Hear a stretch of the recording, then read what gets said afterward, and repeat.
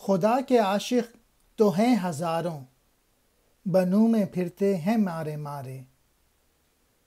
میں اس کا بندہ بنوں گا جس کو خدا کے بندوں سے پیار ہوگا۔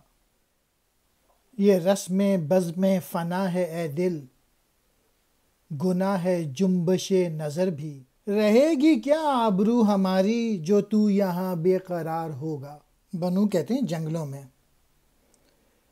پھرتے ہیں مارے مارے، ادھر ادھر بیکار پھرنا۔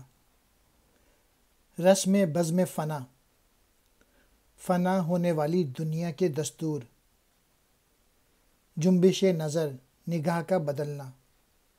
آبرو کہتے ہیں عزت کو۔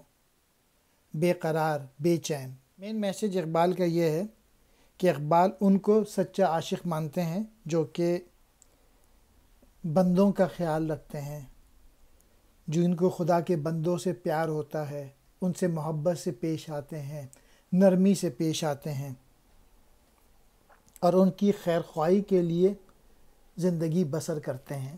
اور دوسرے شعر کا مین میسج یہی ہے کہ قوم کی خدمت میں تکلیف اٹھانا اور اف تک نہ کرنا، یہی عزت اور آبرو ہے۔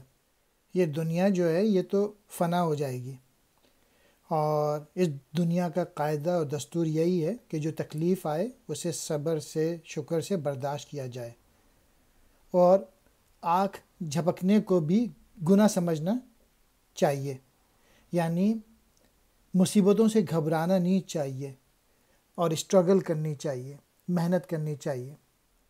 یعنی زندگی جو ہے وہ تو مشکلات کا نام ہے، اور اس کو شکوے کے بغیر گزارنا چاہیے۔